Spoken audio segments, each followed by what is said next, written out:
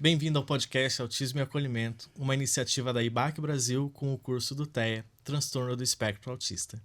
Você vai ouvir com a gente uma história muito linda sobre inclusão da criança autista na escola. Acompanhe com a gente.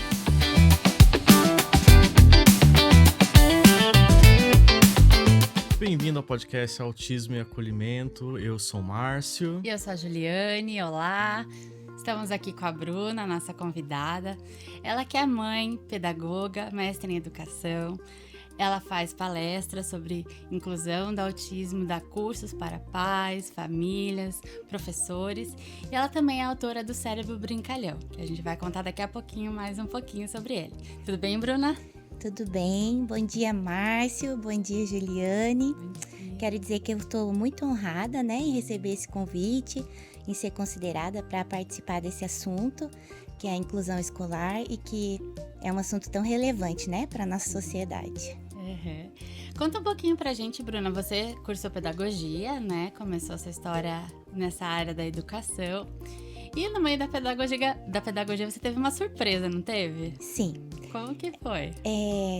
No último ano da pedagogia, eu fiquei grávida, Eu já estava casada há 7 anos, então nós ficamos grávidos. E eu fiquei muito feliz porque era um menino, meu sonho era ter um menino. O nome dele é o Cristiano. Sim. E Ele tá com quantos anos hoje? hoje ele tá com 11 anos. 11 anos. Uhum. Ah. E aí, quando ele nasceu, você teve a gravidez dos sonhos? Foi tranquila ou foi Como que foi essa expectativa da gravidez do Cristiano? Então, a gravidez foi planejada, A gente... eu estava no meu último ano de faculdade, eu tinha acabado de passar no concurso da prefeitura de Curitiba, então estava assim me sentindo estável, financeiramente, estava tudo indo super bem. Aconteceram 2 desafios durante a gravidez. Então lá com 2 meses eu tive descolamento da placenta e com 8 meses a gente viu no exame que o bebê estava com o cordão enrolado no pescoço. Sim. Então a gente optou pela cesárea. Uhum. Mas ele nasceu de 38 semanas, grandão, bonito, forte, mamava bem, Dormia bem? Então, é isso que eu ia falar. A única coisa que eu notava de diferente é que ele era um bebê hipersensível, sabe? Qualquer barulho, qualquer coisa assustava ele. A gente fazia ele dormir, colocava na cama, ele já acordava. Então aquilo era fora, assim, do comum das experiências que eu já tinha vivenciado com os meus irmãos, Porque eu tive meus irmãos, eu tinha lá 15 anos, então eu conhecia bem as etapas do desenvolvimento infantil. Uhum. Fora a minha experiência enquanto professora na escola, Educação infantil e ensino fundamental. Então aquilo me chamava muito a atenção, porque ele era um bebê que, assim, tinha que ficar bastante em cima. E ele era super sensível, mas assim, quando ele mamava, ele olhava nos olhos, ele era super risonho. Então, até ali 1 aninho, tirando essa questão do sono, tava dentro do desenvolvimento padrão. Ele chorava pra banho, pra manipulação, quando você precisava trocar uma fralda, por exemplo? Ele apresentava algum sinal assim ou não? No banho ele chorava. Eu lembro até que a gente comprou um livro na época para ter um direcionamento sobre isso, porque que ele chorava tanto na hora do banho, sabe? Aí eu comecei a dar banho nele de bruço, porque antes eu dava com a barriguinha para cima. Sim. E aí comecei a dar de bruço. Quando eu comecei a dar de bruço, ele foi se acalmando e eu dava banho nele enrolado numa fralda. Uhum. Que a fralda dava uma sensação de segurança nele. Você perguntando agora me fez recordar disso. Que a hora do banho também para ele era uma hora bem desafiadora. Mas você achava isso normal ou você já desde esse período já acendeu um alerta? Falei, não, tem algo diferente aí. Eu achava normal. Ali, até aquele momento, eu achava assim, porque a gente sabe, que mãe até 1 ano não sai de casa, fica ali totalmente, em amamentar, ele comia, ele mamava de 2 em 2 horas. Ele então, se alimentava bem, então? Mamava, mas assim... de noite, 2 em 2 horas. Então a mãe, durante os 3 meses eu não dormia, assim, era 2 horas, dormia, acordava e dava mamada. Dele, Isso, aham. Então a gente tem assim como padrão, né, que isso é uma etapa desafiadora. E então até ali eu não vi problema nenhum no desenvolvimento dele. E os sinais começaram a aparecer depois dos 3 primeiros meses? Como que foi esse Então, começo? no aniversário de 1 ano, a gente viajou para fazer a festinha dele lá perto dos nossos familiares, no interior do Paraná. E eu percebi que geralmente numa festa de criança, você coloca a criança ali na ponta da mesa, no cadeirão, né? Aham. E ele nunca tinha ficado com aquela quantidade de pessoas. Então, naquele dia, eu vi que ele não conseguia permanecer no ambiente de jeito nenhum. Ele, assim, puxava a gente, que ele já andava, assim, meio... aquele jeitinho de bebê, né? Aham. Puxava a gente, chorava, gritava que queria sair do meio daquilo lá. E outra coisa é quando a gente canta parabéns, o bebê, né, bate palma junto. E ele não batia palma, estava extremamente incomodado com aquele ambiente. Daí, quando acabou a festa, ele ficava assim, correndo em torno da mesa, parecia que para se acalmar, sabe? Sim. E ele fazia assim com o olho, ele tirava uma fina assim das linhas. Aham. Tudo que era linha na horizontal, ele corria aquela linha com o olho e virava o pescocinho. E não parava, e corria em volta, e correndo em volta de carro, correndo em volta de poste, e assim, todo mundo querendo interagir. E quando eu chamava ele pelo nome, bebezinho, ele dava um grito. Aham. E não virava. Sim. Não, tipo, bravo, entendeu? Aham.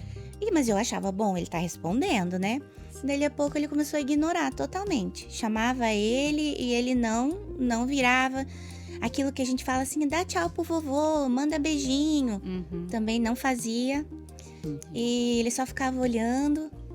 E aí foi que a gente começou a perceber isso. Mas mais forte foi nessa viagem de final de ano, né?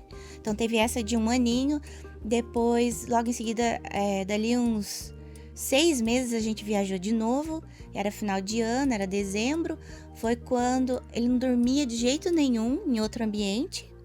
Então ele chorava muito, muito, muito para dormir. E aí todo mundo começou, né? Tem alguma coisa diferente com o Cristiano. Aí tem a avó do meu esposo, eu perguntei pra ela tem muita experiência, muitos filhos. Eu falei, você já passou por uma situação assim?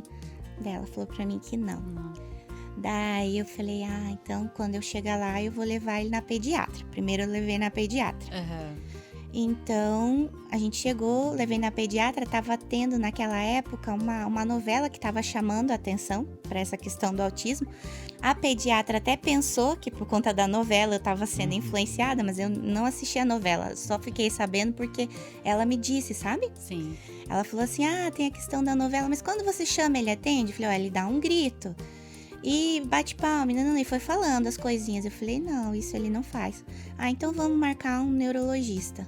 Uhum. Aí fomos, né? Começou Começou a saga. Você comentou a respeito de que ele olhava as retas. E isso acabou te chamando a atenção pelo viés da mãe ou da pedagoga? Porque nessa época você já estava formada, Sim, já estava ali no mercado de trabalho, já estava dando aula ou já estava inserida nesse ambiente e acabou chamando a tua atenção de alguma forma. Então, assim, essa atenção foi da mãe ou da pedagoga? Foi da mãe. Da mãe mesmo. Da mãe, porque a minha experiência foi em educação infantil e ensino fundamental, né? Sim. Então, os bebês eu não tinha muita vivência, a não ser com os da família, né? Aham. E aí eu não tinha ainda muito o que comparar ali, né? A gente tem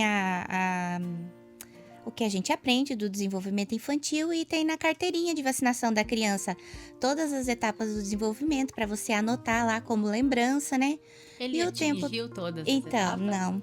O tempo ia passando e eu falava, nossa, mas aqui tá marcado que era para ter acontecido isso e não aconteceu. E, entendeu? E foi assim. Foram acendendo algumas luzinhas vermelhas Isso. ao longo do caminho, até você procurar mesmo uma resposta para essas Isso. dúvidas que você tinha. Uhum. Então, você saiu essa médica que você foi, era essa primeira? A primeira foi a pediatra dele. Pediatra, aí depois que ele ela tinha consulta regular, né? Então já Aham. estava marcado. Eu falei, bom, vai que não, né? Vamos tirar A gente sempre acha que não, né? Aham. Vai que ela me dá uma outra resposta, uma outra opinião. Não, ela falou para eu procurar um neurologista. Fui no primeiro neurologista. Ai, assim, ele falou de uma maneira assim, tão sem empatia o primeiro, sabe? Aham. Daí eu já ignorei totalmente. Falei, não pode Porque ser. mexe com o filho, né? Aham, tipo, Não, esse não dá. não dá. Aí fui em outro, super gentil, tal, falou a mesma coisa. Ainda não consegui acreditar. Fui na terceira e fui no quarto. Fui no quarto e no terceiro e na quarta, que foi a que eu permaneci até hoje, né? E todos eles deram O um diagnóstico mesmo de diagnóstico. Só que engraçado, orientações diferentes. Uhum. O primeiro já foi me falando tudo que ele não ia fazer, né? E foi esse que falou: coloca na escola correndo, o mais rápido possível, ele tem que se virar o maior tempo que você puder. Uhum. Uma criança de 2 aninhos, Nossa.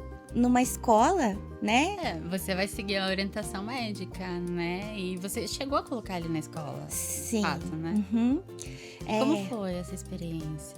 Então, logo que o médico disse isso, além deles falarem da questão da escola, eles indicam as terapias que vão ser necessárias, né? Sim. E um é totalmente contra a medicação, o outro ele fala assim, depende da resiliência de vocês, o quanto vocês conseguem suportar essas dificuldades no comportamento da criança, o outro não, tem que dar remédio. Então eu fiquei, meu Deus, opiniões Orientações muito divergentes. muito né? divergentes. As terapias, ok, todos eles falaram a mesma coisa. Aí eles dão para você uma guia de profissionais, né, que você pode buscar. E aí fecha essa questão dos médicos. Então aí eu vou para a escola. Fui lá, o médico disse, vai para a escola, coloca ele na escola. Não pensei na adaptação. Naquele momento eu não pensei como professora, eu Sim. pensei só como mãe, que eu tinha que fazer tudo como o médico tinha orientado. Mas, mesmo assim, o medo em deixar a criança foi maior. Então, eu senti assim, meu instinto não conseguir deixar ele o tempo que o médico queria. Então, ali de 2 para 3 aninhos, eu deixava ele 2 vezes na semana, 2 horinhas. Entendi. Que era o tempo que eu saía para fazer as aulas da disciplina de mestrado. Sim. Então, esse tempo aí eu tava fora, eu conseguia não pensar, né, nisso um pouco. E aí, quando eu voltava da aula, eu já buscava ele na escola. É porque nesse inteirinho você ganhou uma bolsa de mestrado também. Isso, né? aham. Eu fui premiada, né, pela PUC, o Prêmio Marcelino Champagnat, de melhor desenvolvimento acadêmico no curso de pedagogia da minha turma. Então, aí a gente faz a prova de mestrado, e se você passa na prova, apresenta um projeto, se eles aceitam seu projeto, aí você inicia o mestrado e não tem custo nenhum, né? Então, você ganha a bolsa de mestrado, esse é o prêmio. Então, em paralelo, você estava ali com a vida de mãe, que era um desafio novo para você, Sim. porque ele era novinho ainda. Sim, Tava com esse diagnóstico, né, na mão, que era fresquinho também, era uma informação nova que divide a vida de vocês, né? Antes Divide. e depois. uhum, E tava cursando o seu mestrado, tava dando continuidade na sua carreira. sim, Eu imagino que não deve ter sido fácil esse momento para você, para o seu esposo, né? Pelas suas buscas por profissionais, por opiniões diferentes. A gente entende que a família tem um momento muito delicado nessa hora de receber o diagnóstico. A gente fala muito em luto, né? Luto do filho perfeito, que é quebrar aquela imagem da criança que você idealizou para a criança que você de fato tem ali. Então é um processo muito delicado, muito sensível para as famílias sim, e que é muito importante nesse momento receber uma orientação acolhedora, porque como você disse, não tinha empatia em algumas falas de alguns profissionais, e uma orientação de fato por onde seguir, uma diretriz coerente com o que você espera também, porque não adianta só dar o diagnóstico e falar assim, é assim que faz e acabou. Você tem que ter um olhar individualizado para essa pessoa, para essa família, para as condições do contexto que essa família está inserida, né? sim. E não teve isso. E Não. você... Na quarta, né? Isso. Só na quarta neurologista, ela foi muito... Ela que te ajudou de fato. Sim, aham. Foi aí que ela conseguiu fazer com que você absorvesse esse diagnóstico, né? E aí se colocasse ali como mãe atípica e encarasse essa jornada a partir dali. Foi. Uhum. Foi essa quarta profissional, foi com a notícia dela ou com o acolhimento dela que você passou a aceitar, eu vou colocar entre aspas aqui, mas internalizou melhor a ideia de que ele teve autismo? Conta um pouquinho pra gente essa experiência. Eu lembro, ela no dia da consulta, né? Ela olhou pra mim, olhou pra ele, daí ela ficou observando ele, né? E ficou, assim, um bom tempo com ele, mais do que os outros. Os outros ficavam comigo. Sim. E me falando tudo de ruim que iria acontecer. Sim. E eu lembro que entre um e outro eu pesquisei sobre a questão do autismo mais leve, do autismo moderado e do severo, que naquela época era essa nomenclatura, né? Sim. E eu falei, não, mas então, é aquele da televisão que tem os artistas e nananã? Daí ele falou, não, porque ele não tá falando, ele já deveria estar falando. Sim. Então você tem um caminho aí bem difícil para trilhar e... Aí, nessa consulta, nesse diagnóstico, eles já conseguiram dizer qual nível ele estava? Sim, aham. Hoje ele é nível de suporte 2, né? Isso, aham. Entendi. E a doutora, quando eu conheci essa doutora, que é a doutora dele até hoje, foi o acolhimento dela. A maneira como ela falou, a maneira como ela explicou, ela me fez abrir, né, assim, a cabeça no sentido, olha, tem os direcionamentos, mas veja, você tá no controle. Sim. Sabe? Você vai ver o que é melhor, até onde ele consegue ir, ele tá respaldado pela lei, ele tem, entendeu? E ela foi me mostrando, porque o que acontecia até aquele momento? Eu sabia que existia a lei sobre acompanhante escolar, quando eles me mandaram colocar o Cristiano na escola, sim, mas eu não via isso acontecendo na escola. Né? Eu já tinha sido professora de escola pública, de escola particular, e eu não via isso acontecendo. Dentro do ambiente escolar, você nunca havia visto o profissional. Não. É por causa que a lei era muito recente, né? Esse diagnóstico foi em 2013. Isso. Me corrija se eu estiver errada, foi 2013. Entre 2013 e 2014. E a lei era de 2012, a lei da Berenice Piana, né? Parece que eles tinham um ano ainda pra, né, começar a cobrar das escolas ali, só tinha sido um aviso, né? Tava muito fresco esse debate. E eu não sabia, assim, que eu tinha que chegar com laudo pra escola. Veja, né? A pessoa universitária, né? Sim. Não sabia que eu tinha que chegar com laudo e falar assim, olha, esse é o laudo, eu quero um acompanhante. Não. Eu chegava nas escolas e eu fui conhecer todas, porque daí parecia que nenhuma ia dar conta daquilo. Sim. Eu chegava nas escolas e o que eles falavam nas escolas de bairro lá perto da minha casa? Eles falavam assim, olha, a educação infantil tem uma auxiliar. Então, assim, são 2 professoras por turma. Seu filho pode ficar aqui, mas eu não vou conseguir disponibilizar uma pessoa para ficar com ele. Não tem essa opção. Se você quiser, você pode matricular ele aqui. E fui. Até que eu falei, bom, e se aquela lei para inglês ver, né? Uma coisa. Aí parece que ficou natural para mim. Tem a lei, mas não acontece para ninguém, então eu vou ter que encarar do jeito que é, né? E como ele era menorzinho, então assim, ó, de 2 para 3 anos, ele ficava 2 horinhas, não foi assim tão complicado, tinha auxiliar, né? Sim. Só que aí o que complicou? Dos 3 para os 4 anos, foi terrível. Aí ele chutava a porta, ele saía correndo da sala, ele gritava, ele não queria ficar. E eu assim, não fiz adaptação dele, não fiz dessensibilização. Então, teve um dia que eu cheguei na escola. Porque assim, ó, do período de 2 para 3 aninhos, ele ficava as 2 horinhas que eu falei, 2 vezes na semana. Sim. Quando ele fez 3 para 4, eu entendi, poxa, eu tenho que seguir a ordem médica, ele vai ficar o meio período todo. E tentei deixar esse meio período. Sim, houve essa mudança, então. Que foi um desastre total, né? Me arrependo profundamente de não ter seguido o meu feeling, de saber que ele não tinha ainda as capacidades necessárias para permanecer naquele ambiente naquele momento. Sim. Que precisava ser construído algumas habilidades para que ele conseguisse ficar ali. Então, nesse momento, eu decidi, falei, chega. Porque eu peguei ele roquinho na escola, deixei em casa e todo mundo na minha cabeça, né? Todo mundo dando palpite, falando que eu tava errada. super protetora e não sei o quê. E eu falei, não vai mais. Agora vai ficar eu e ele, eu vou estudar, eu vou aprender.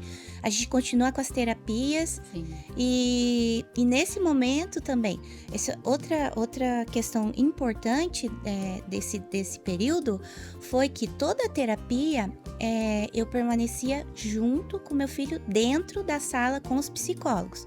Então, se o psicólogo tivesse uma visão de que a mãe atrapalha, eu não queria. Sim. Eu ia para outro.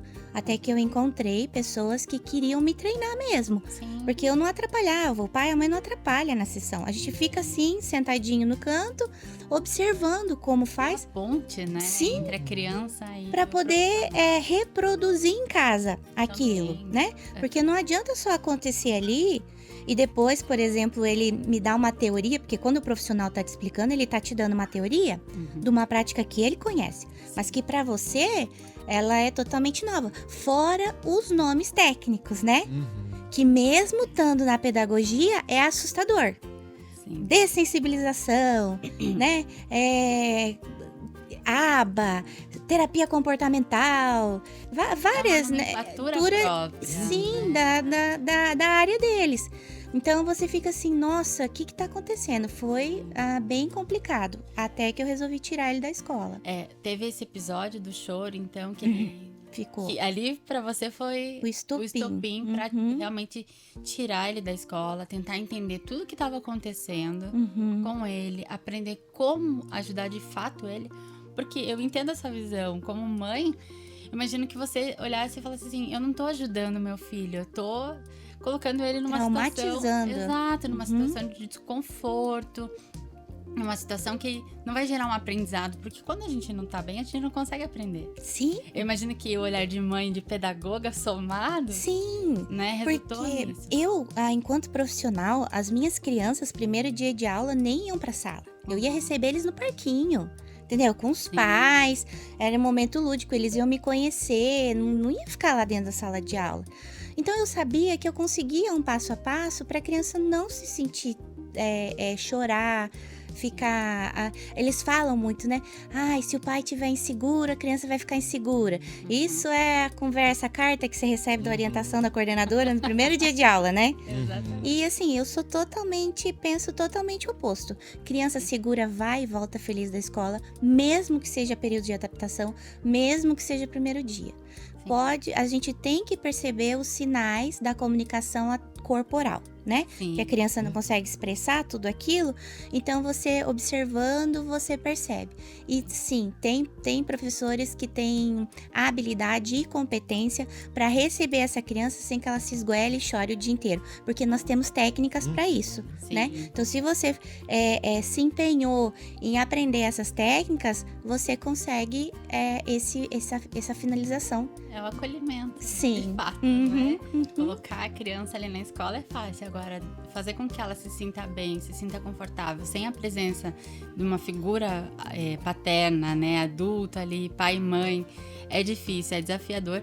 Mas quando a criança é bem orientada, tem o conhecimento do processo, né, do que vai acontecer, da rotina que ela vai encontrar ali, ela fica mais calma, porque ela sabe que no final do dia o pai vai estar lá para buscar ela. Exatamente. Sim, Mesmo né? crianças que não são neurotípicas, né? Exato.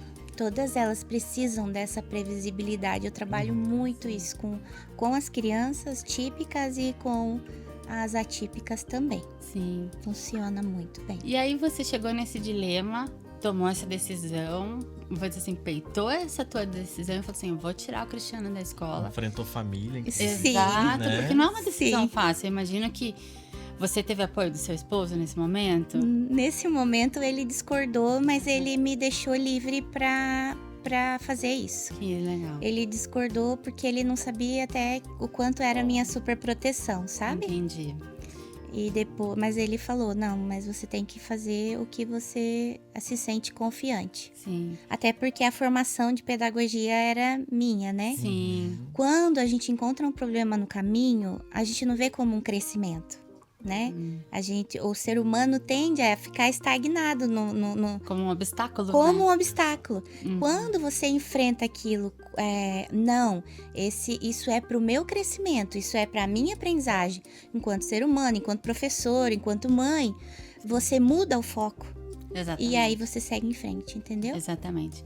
E aí, munida dessa coragem, desse conhecimento, você falou assim, eu vou buscar uma alternativa, vou buscar um caminho diferente para desenvolver de fato meu filho. Sim.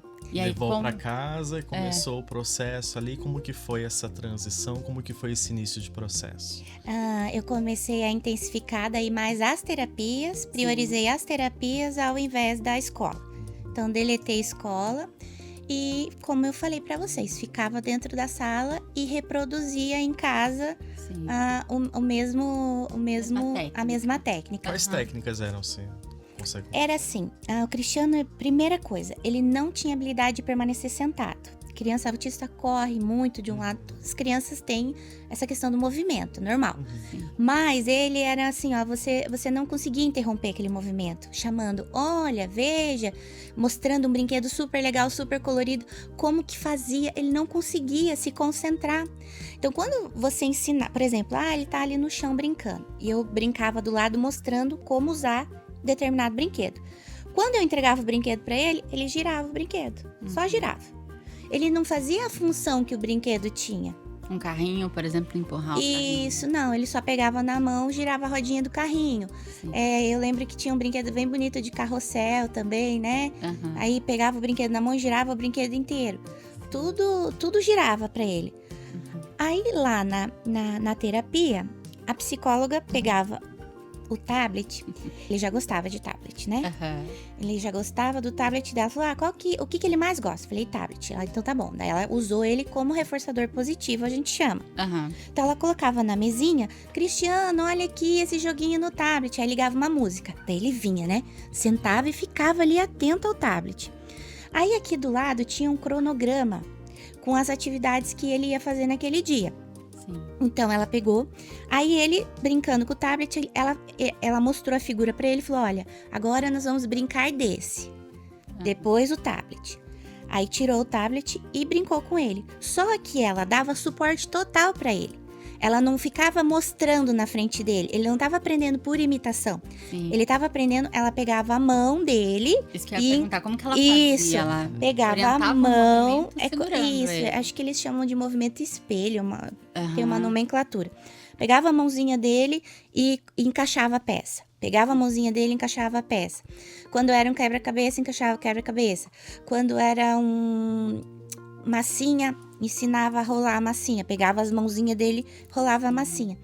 Então foi ampliando ali o repertório, ele foi entendendo como é que brincava. Só que ele cansava muito rápido. Então o que acontecia? Brincava, só encostava, já dava cartinha pra ele, ele colocava e já ganhava o tablet de novo. Que é o reforçador positivo. Isso. Né?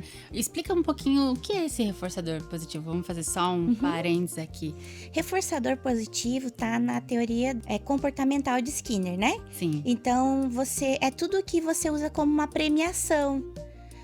Quando você coloca uma carinha feliz para a criança no caderno, uma estrelinha é um reforçador positivo. É uma demonstração de que ela atingiu determinado objetivo. Isso, é um prêmio logo em seguida daquilo que estava proposto para ela fazer. Sim. Só que com a criança típica, ela tem um tempo que ela consegue se concentrar mais. Sim. Para o autista, logo no início, aprender que isso funciona, olha, eu sou recompensado, tem que ser bem rápido.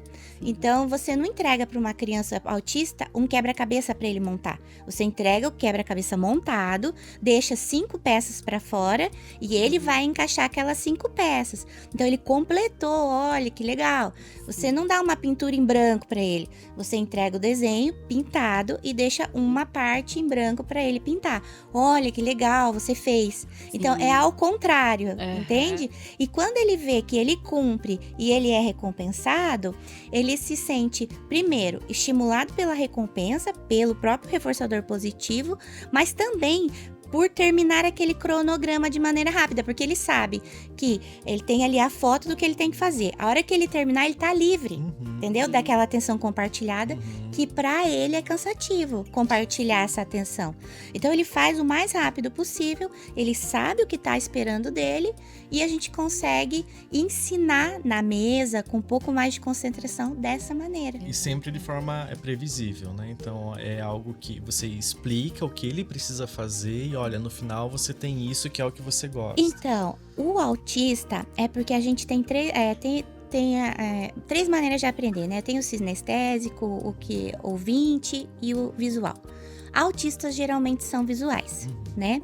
Então a gente não fala muito com eles. Porque o que você fala, eles não A conseguem. comunicação Isso, ela já é um sintoma, né? Já é um sintoma para ser o diagnóstico. É dificuldade na comunicação.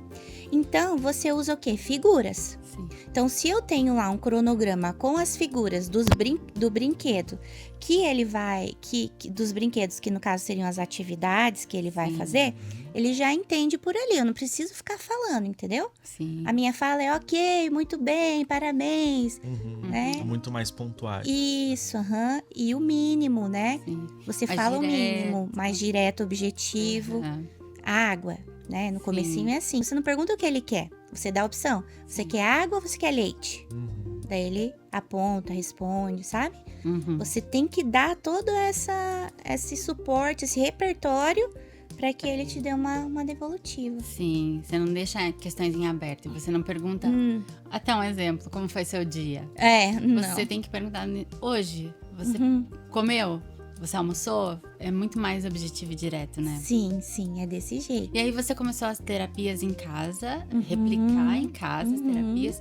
E como que foi esse desenvolvimento dele? Como que ele respondeu a isso? Então, aí foi muito legal, porque eu tenho um repertório de brincadeiras por conta da minha formação, Sim. né?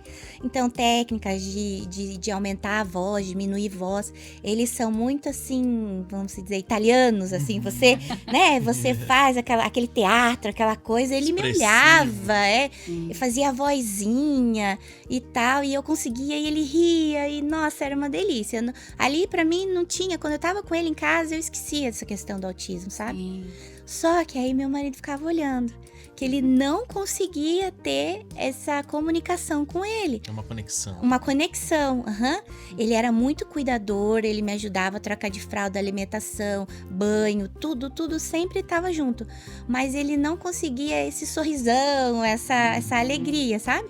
Eu lembro até que eu inventei uma música pro Cristiano, porque tinha aquela cabeça, ombro, joelho e pé, que é bem importante que você ensine no início já a questão do esquema corporal. Sim. Porque a primeira coisa que eu tenho que aprender é sobre mim e meu corpo, né? Onde as coisas estão. Então a gente começa assim com a criança, com a questão do esquema corporal. E o cabeça, ombro, joelho e pé era muito difícil pro Cris. Daí eu fazia assim, bate na barriga, tum, tum. Aí ele batia. Joga a mão pra cima, bate no bumbum, E daí ele começou, sabe? Ele adorava essa brincadeira. Aí quando eu vi meu marido cantando e brincando com ele, entendeu? Então ele entendeu. Eu falei, nossa, ele observando, ele replicava as brincadeiras que eu fazia e dava certo com ele. Sim. Então ele conseguia. Então nós Você criamos. animou ele a buscar. Sim, né? a gente cria o modelo em casa, a gente cria o modelo no consultório, que é um ambiente controlado, que a gente diz. Sim. E depois que você cria essas habilidades, que você vai passar para o ambiente escolar, para que ele continue dentro do que ele já aprendeu em casa. Sim. Agora, se você tenta jogar isso para o ambiente Fazer escolar... o contrário não dá certo. Não.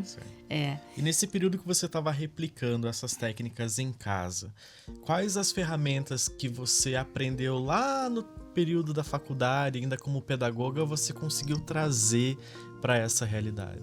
Quase nada. Gente, É muito pouco, é né? desesperador.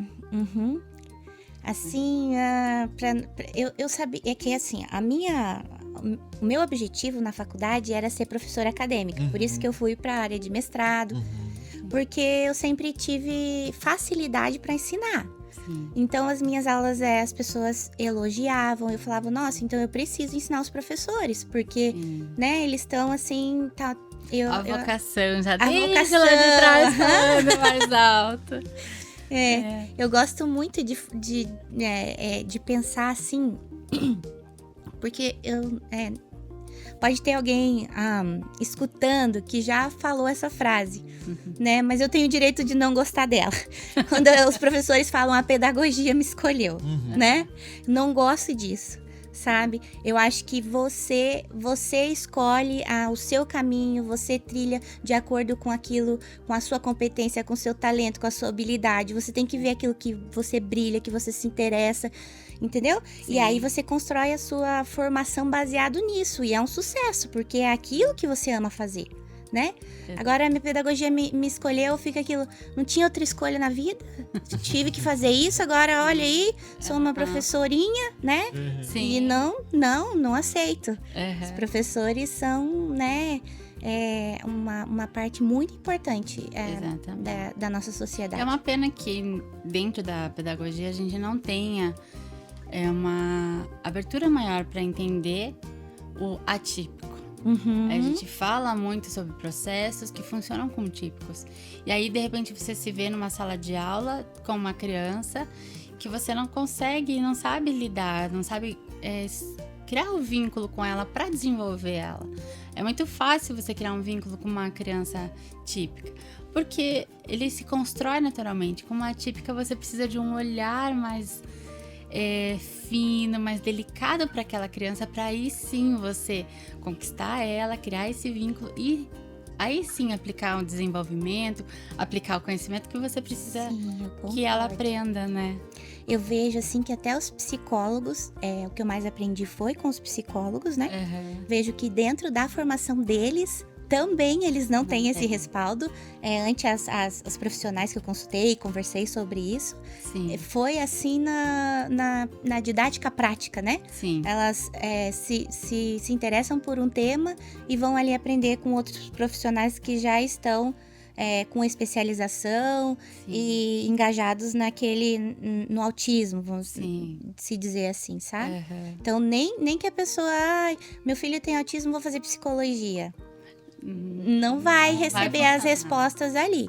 Você vai receber as melhores respostas participando das terapias do seu filho. É assim, muito certeiro, muito diretivo. Porque é a parte prática, vivencial, não é a parte teórica do campo das ideias, do que é testado muitas vezes. É uma parte do dia a dia.